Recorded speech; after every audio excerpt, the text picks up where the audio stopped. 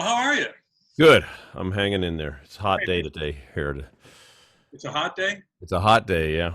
Well, 90 something. this is the first one of these I've done or I'm doing. I'm gonna do them every week with a variety of people, but thank you for coming on and agreeing to do this. So So you save the best for first? I saved the best for first. Yeah. Well, no, I want to start off with a bang. There you go. Kind of what I'm thinking. I mean, you got a rich history.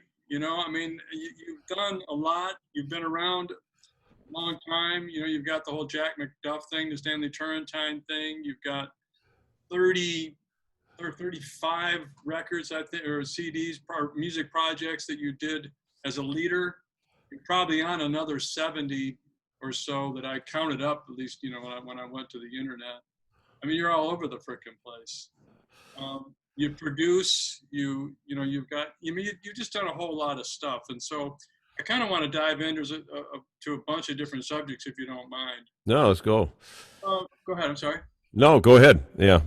Yeah. Well, I guess the first question, the magazine's getting, bigger and bigger, and we're beginning to bring in people that aren't necessarily jazz aficionados, which is good. That's what we want. And so not everybody knows who you are, even though everybody in the jazz world knows who you are. Right, right. Um, a kid from Oklahoma, basically, or Nebraska. No. Omaha. Omaha, Yeah, Nebraska. yeah. Omaha. A lot of people do that. It starts with an O.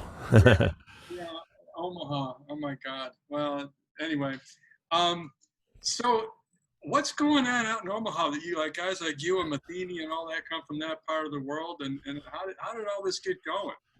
Well, any town you go to in the world, or especially in the United States, you're going to find there's going to be a jazz, some jazz musicians that you might not have ever heard of, but that are playing music and that are good players, decent players, no tunes, no standards, and especially when I was coming up. So Omaha was no different. There was a local scene somewhat of some pretty good players, and some very good players came out of there before me for sure. Like, a great guitar player named Billy Rogers, who was kind of a mentor to me. He was a fantastic player.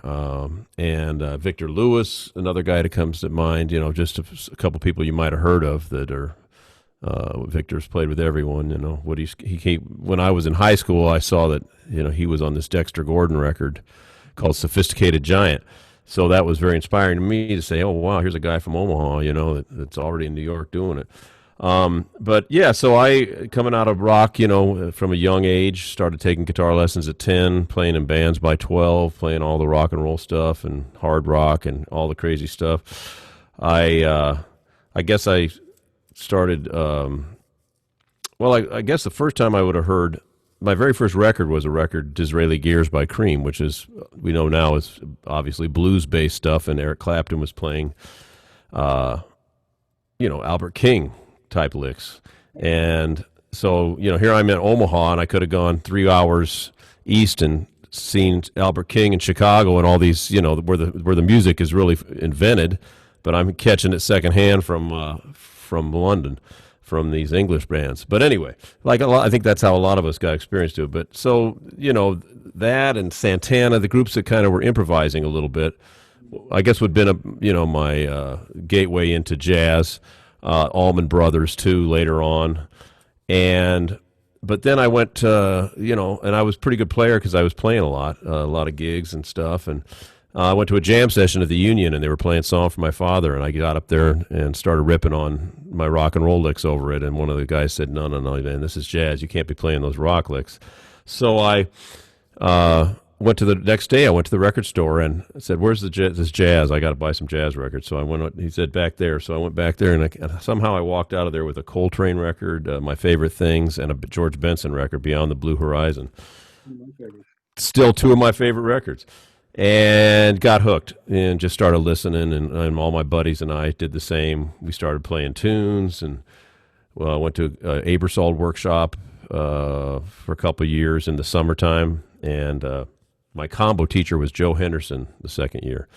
So that was insane. Very inspiring, and I just got into it and started listening to Wes Montgomery, Grant Green, Pat Martino on the records, and that's how I learned how to play. Interesting. So you're like, I was talking to Howard Paul this morning. Who's that? Just kidding. He'll love that. I've heard his name. For those of you who don't know, Howard Paul is the CEO of Benedetto Guitars and a great player in his own right. At any rate, I was talking to Howard this morning. I said, what is with everybody that wants to play in organ trios? I mean, where did that all get started? Because everybody plays organ trio. And his answer to me was Jimmy Smith, Wes Montgomery. And that's kind of like his explanation was kind of like the Django Reinhardt Hot Club of France kind of setup. That's kind of where it all started. Yeah, for me it would have been Grant Green with Larry Young and Elvin Jones. They did 4 records together for Blue Note. Grant's same time, or was that after Wes and Jimmy? I'm sorry, I don't know. Similar time, right in the early '60s and mid '60s. Those records were coming out. Of course, Jimmy Smith is the world champ, as Jack McDuff used to just say, the world champ of the organ, and also, all the great guitar players came through. With Jimmy. Besides Wes, George Benson played with him, but yeah, there's a certain thing. I even got to play some organ in Omaha. There was a great organ player there named John Maller, who also played great piano, and he came back through town a little bit while I was coming up. And there's something about the organ, guitar, drum hookup that's unlike anything else in jazz for the guitar, because when the organ player who's kicking the bass with his left hand and his left foot, but a lot of people think that the bass pedals, that they're playing all those bass lines with their feet. Well, in reality, they're playing with their left hand. That's where the main bass is coming from, and then they are accenting with their foot on the pedals, or on sometimes they'll on ballads they'll maybe play it, or medium tempos or slow to medium tempos they'll double the bass line with their foot. But since the left hand is being used by the organist to play bass, the right hand, when he's soloing, there's no chords. So that's why there's that nice space in there for the guitar to fit in. But not only that, there's something about that groove with the organ that's undeniable. Like Jack McDuff told me one time, he said, "Stryker, if you look out in the audience and people aren't going like this when you're playing, you ain't doing your job." He might have used a couple of swear words in there too, but yeah, this is a family show, so we don't want to do that. Yeah. But anyway, yeah, that's it's. You listen to the records and it just makes you feel good. There's it just grooves real hard, and but you can also play as modern as you want with it, and it's just a cool sound. And after playing with Jack, I kind of for many years didn't record with the organ, or I worked in a group with Steve Slagle, a sax player, and we had just bass, acoustic bass, drums, guitar, and saxophone, and that's a great sound too. That was made famous, of course, by Sonny Rollins on The Bridge with Jim Hall, which was a groundbreaking record for guitar players and comping. And Jim is a certified genius, no question about it. He's like incredible, completely different style, of course, than the organ sound. And but once I met this guy Jared Gold, who's in my group now, I've been playing with a lot more with organ. I kind of, after I played with Jack and got to sit in and play with Jimmy a few times, and all the organ players, Lonnie Smith, and I said, I played with the best, so I want to do something different. But I've come around full circle to it now, and my working group has been with Jared Gold on organ and McClenny Hunter on drums. You put Steve Nelson in there too, right?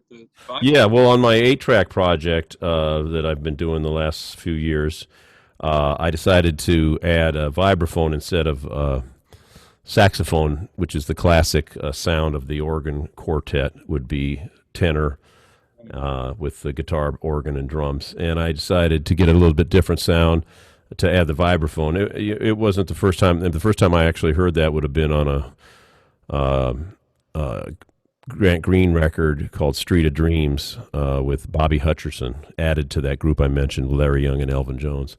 And I really like the sound of it. It's just so it's a pretty color. I like the percussiveness of it.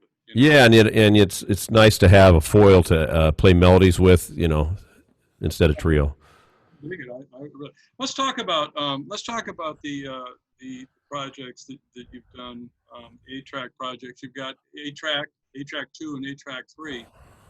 And what's really cool about that is, and it's something I've been telling people for a long time, is that why is everybody playing songs that are 50, 60 years old? Why isn't anybody playing anything that's a little bit more current? And all the tunes that you've played, everything from Wichita Lineman to I'll Be Around, and all those tunes that are on those records, I mean, you can go through the list. Those are all relatively current, last 20 years or so, 30 years, tunes that you're addressing, and not many people have done that. You've done it very effectively. Talk about how you decided to do that, and then how the audiences are responding to it, because you're topping the charts all the time. Yeah, well, first off, we are, if we're going to be realistic, if we're talking mid-70s, that would have been 45 years ago. 1970 would have been 50 years ago. So if you're talking about standards, I know what you're talking about, like the Great American Songbooks, that standards type. Those are going back 80 years. So we're, yeah, but yeah, for the 70s was, so with the 8-track idea, when even from beginning, I mentioned Bobby Thompson, the organ, the tenor player that kind of took me under his wing in Omaha, and was showing me standards like All the Things You Are, and On Green Dolphin Street, and Girl from Ipanema, and just all these tunes that they would play on little gigs at the Holiday Inn or whatever.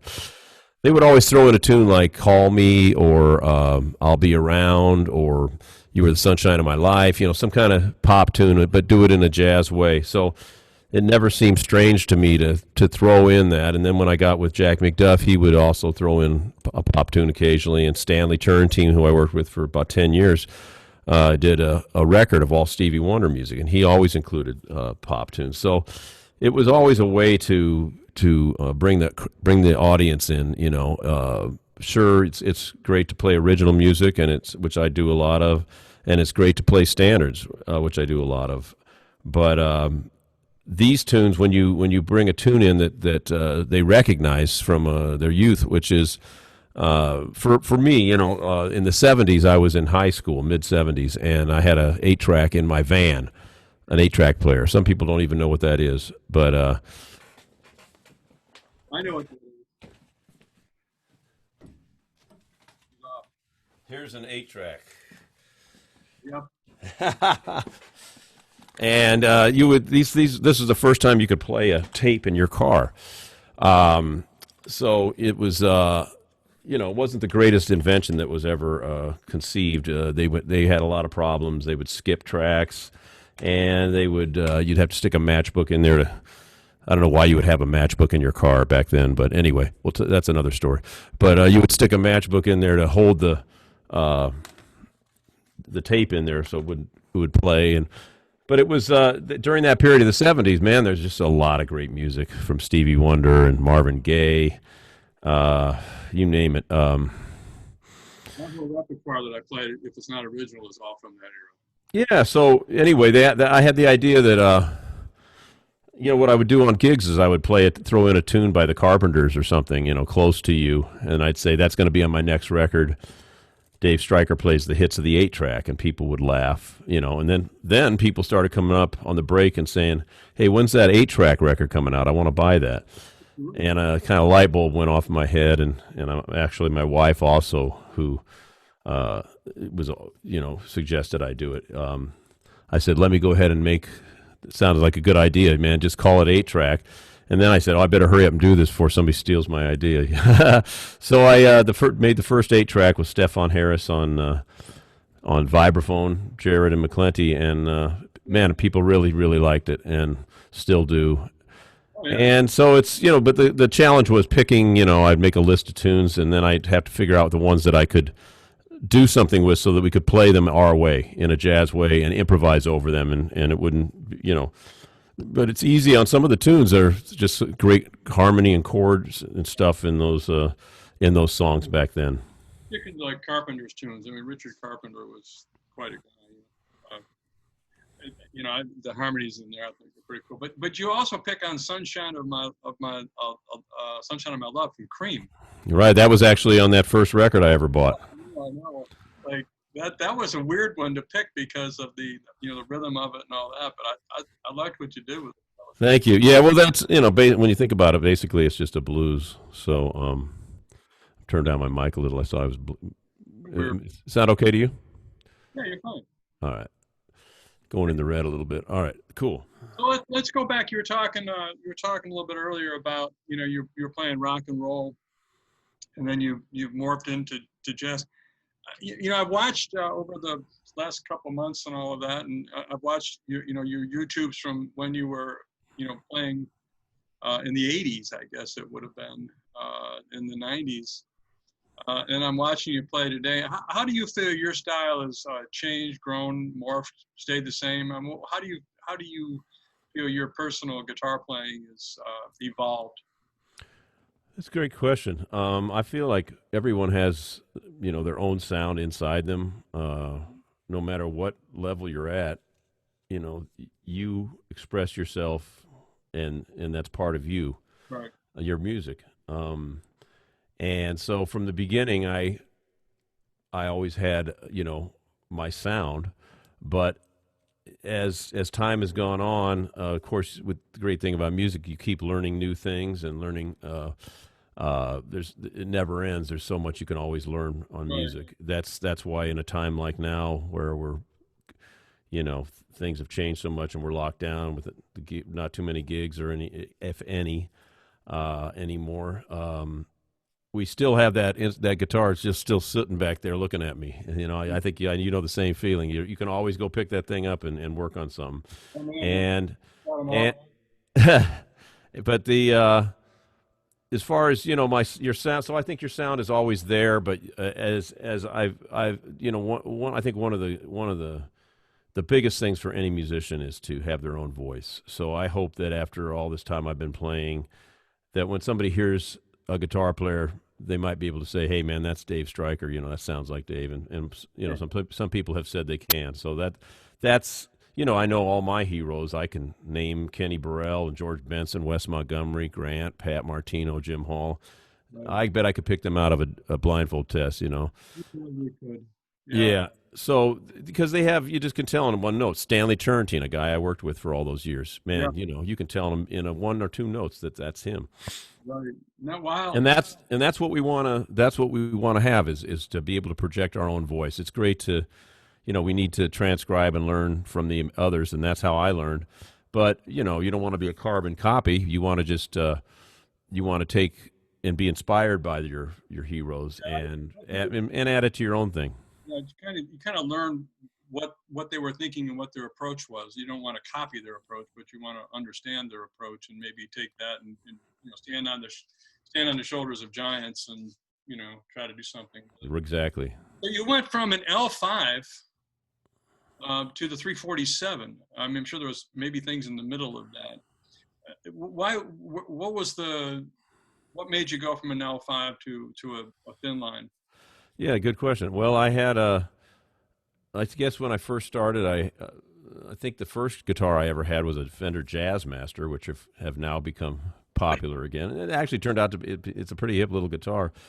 And Jazzmaster, who would have thought? At that time, the word jazz was, I didn't even think of it. I didn't even know. Well, I tell you something. I just parenthetically, I just interviewed Mike Lewis with Fender. Uh-huh.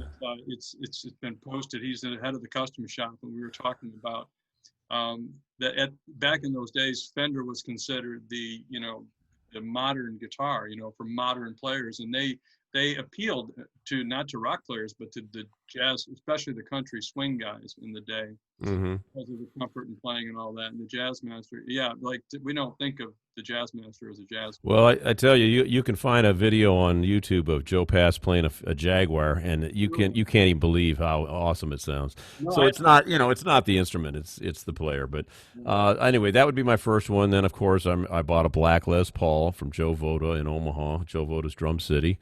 Went down there with my dad, and then I had played that for a while, and then a Telecaster, and then I when I started getting into jazz, I picked up a 175. And when I came to New York, they had a place on 48th Street called We Buy Guitars, and I went in there and I wanted an L5, and at that time there was about five L5s in there, so I just played them all, and I picked my L5, and that was what Wes played, and it's like a Cadillac, and I played it for years, and then when I started playing from Billy Rogers, I bought his 335, and then I went I was living in Brooklyn. I went out to Sam Ash, and there was a 347 hanging there, the one that I've been playing since then, and I traded in the 335, and I liked it. It has a ebony fingerboard, which I like, and it had these pickups that are super punchy called Dirty Fingers, believe it or not, and so if you play a chord on that guitar in a small Fender amp, it totally distorts it because it's too hot. So, but if you have the right setup, it's got a nice punch to it. So and a nice sustain that's different than a big box. So when I started making records, I said, I want to try to. We talked about having your own sound. I said, let me try having a little bit different sound. I think part of it also, I'd seen those Grant Green album covers where he was playing a 335. I think it was a 330 actually, and so that was the idea, just to be able to sustain notes more, have a little more punch on the notes from that guitar, and I just got used to it, and I played it almost. It's part of me at this point. Excuse me, I'm sorry, Dave. That's all right. But, and then moving forward, I've, like most guitar players, I've, got a lot of guitars now. And recently I've been playing Benedettos. I have a Bravo Deluxe. And I also have a guitar of theirs called the GA35 that's like a little bit smaller 335. And both excellent instruments.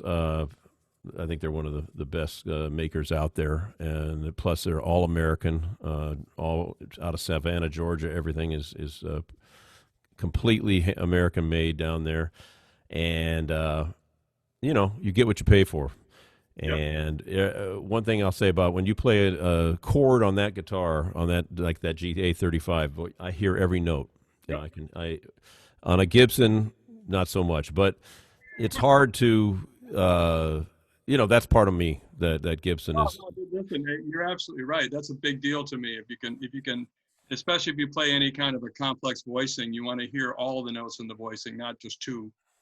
And the better, those guitars do that really, really well. Yeah, they're great instruments. Like a piano, you can hear. Right. You play flat five, sharp, play sharp, all the alternate. Well, let's not get too fancy here, man. You know what I'm saying. If you play something a little out of the ordinary, you actually hear the interval. Oh yeah, that's the thing. It's very clear. Great job. They're, I guess full disclosure, they are a sponsor of Jazz Guitar Today, and we appreciate them very, very much. And they've been great help and great contributors. And Howard's a great source. Like if I need to know something, I call Howard. Howard, and he's like an encyclopedia, man.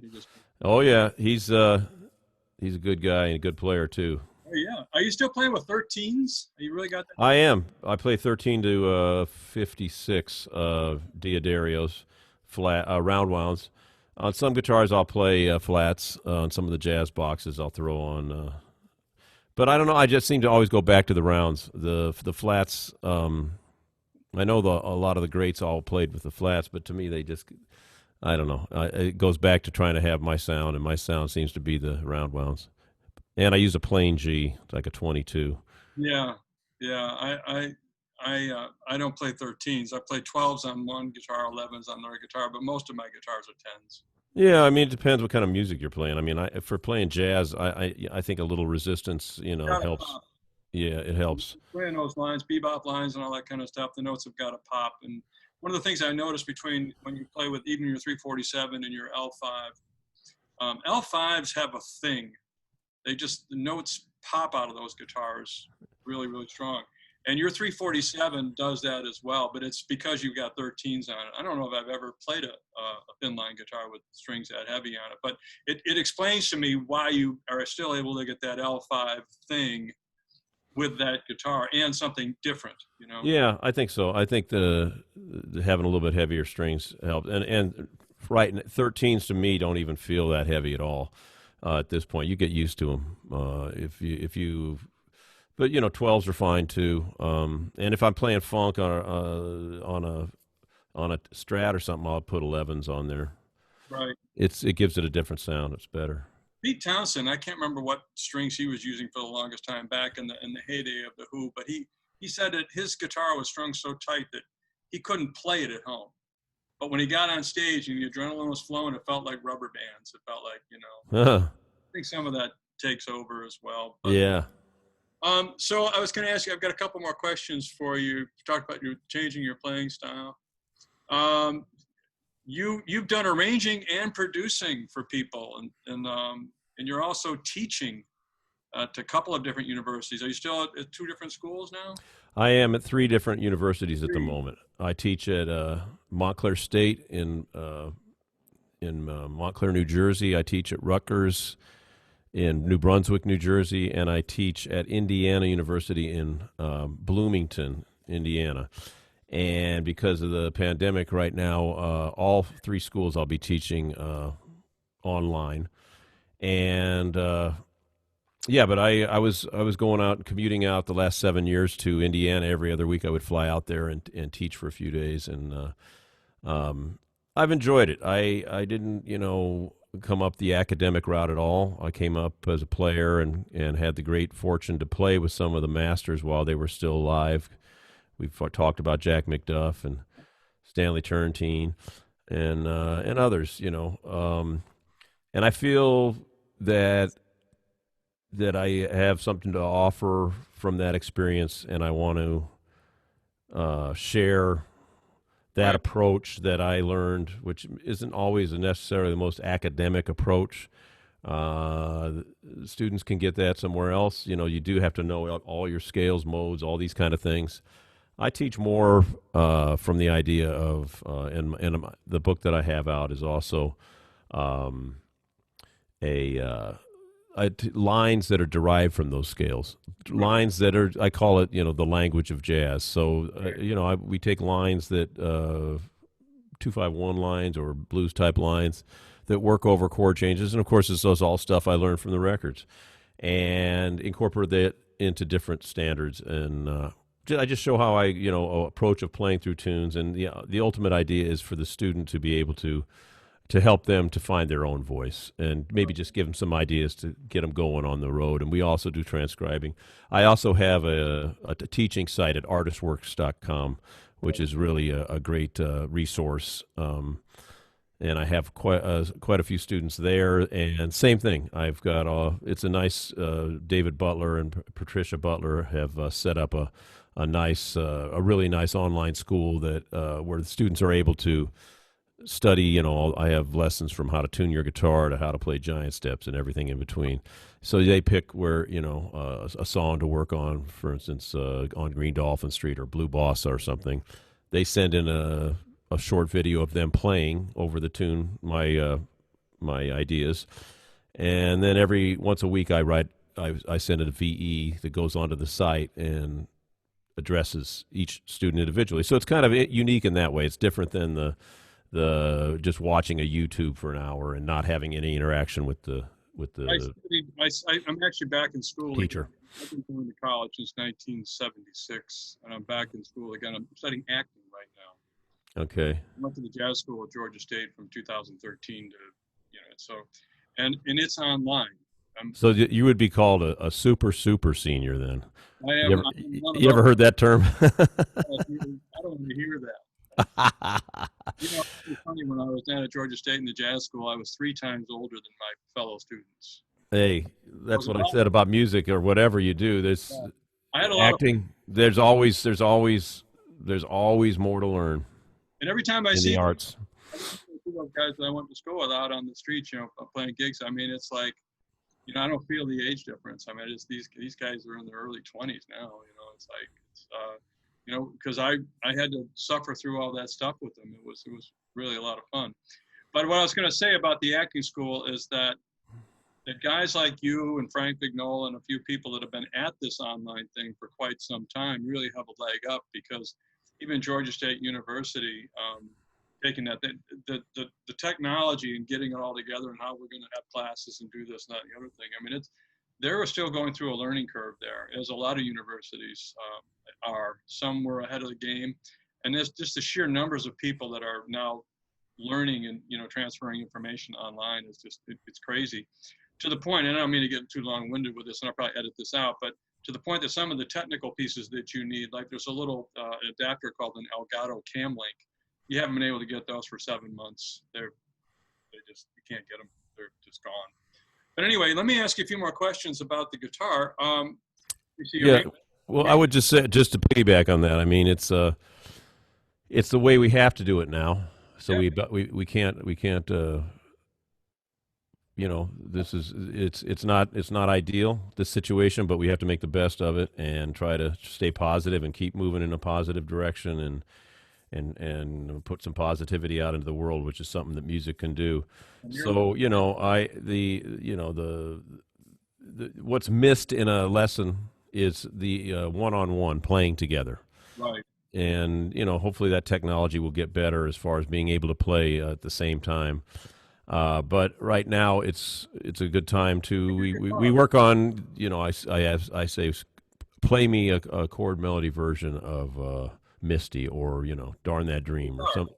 And then they play it, and then I'll play it, and I will say, okay, try this, and it's like a lesson, but it's the part of playing together is missing. That's the only thing. You can play through a track. You can have them play through a track. They can send me in a recording of them playing a certain tune. And actually, I'm running directly from a mixer, a USB out of the mixer right into the computer. So the guitar is no amp, just right in, and so it should be a cleaner sound.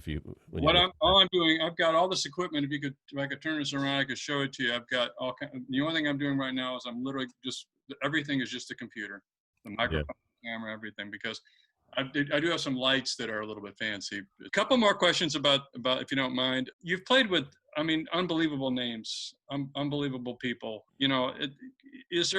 How would you sum that up, or how do you, there's obviously Stanley with Turrentine was a huge influence, I'm sure, Jack.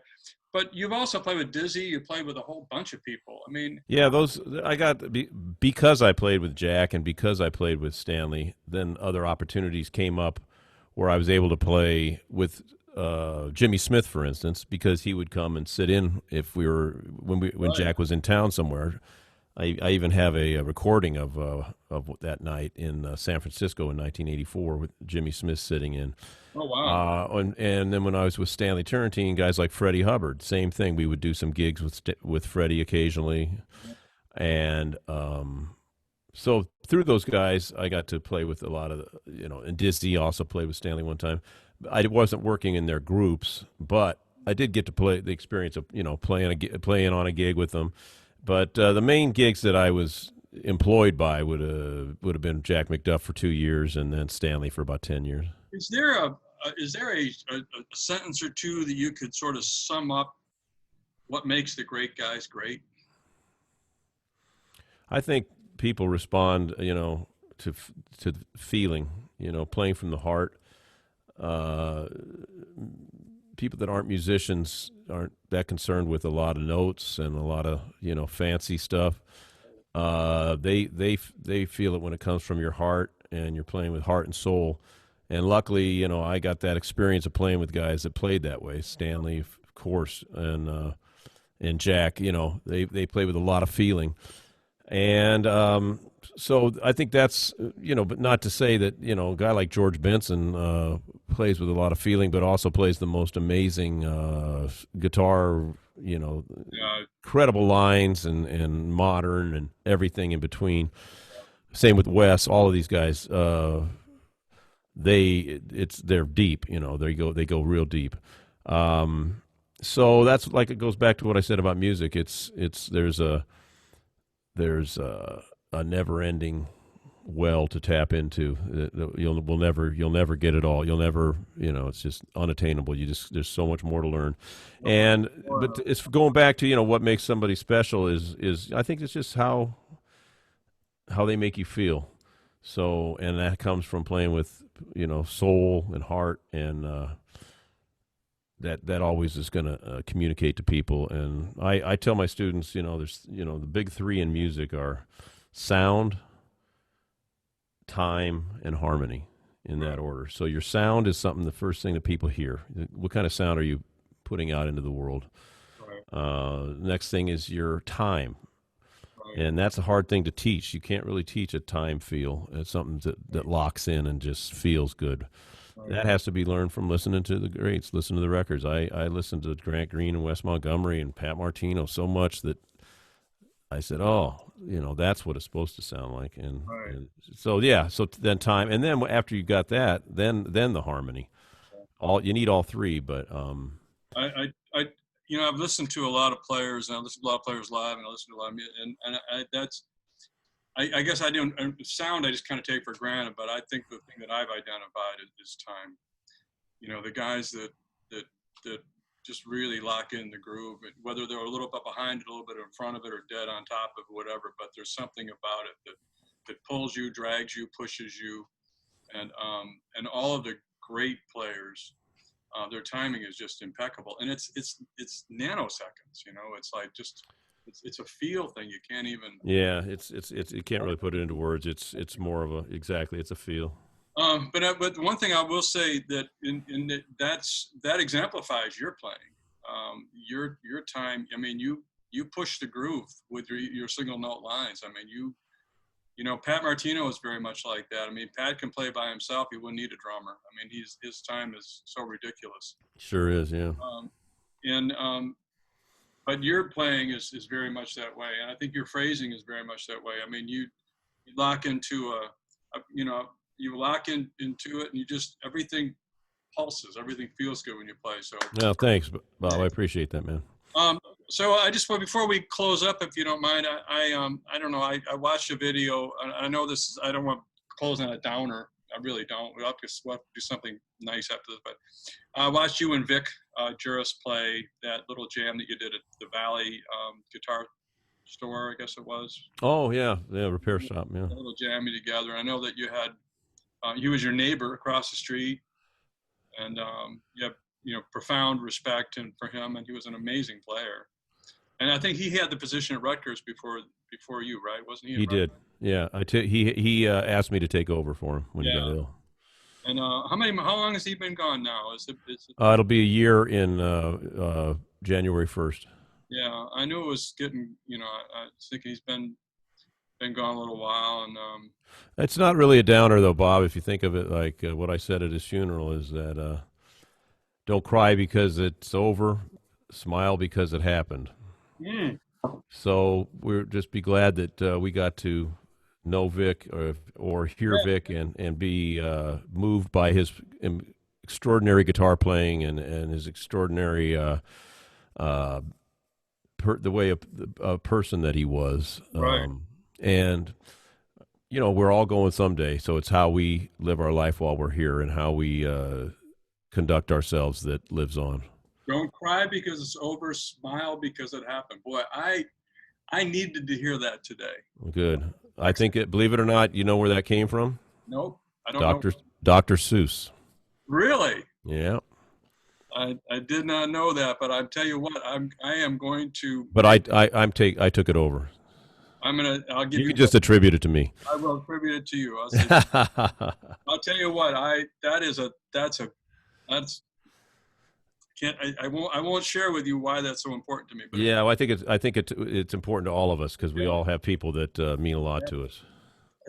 I don't really have anything else. I mean, you've got the three records that, you know, the 8-track 2, 8-track 3, all doing fantastic. You're at the top. Yeah, the new one actually is a project I did with Bob Minster and the WDR Big Band called Blue Soul, and that just finished being number one for 3 weeks. So I'm like totally, even all this craziness that's going on in the world, that was some really good news to hear. That means people are enjoying the music and listening to it, and that's all I want to do is try to put out some positivity in the world. And I think, I mean, as guitar players go, I mean, you're the guy. I mean, in terms of, you know, getting the most time on top of the charts and stuff like that. I don't know about that, but I'm just you know, I'm just doing my best. The last 4 or 5 years. I mean, there's so many great players. You know them all.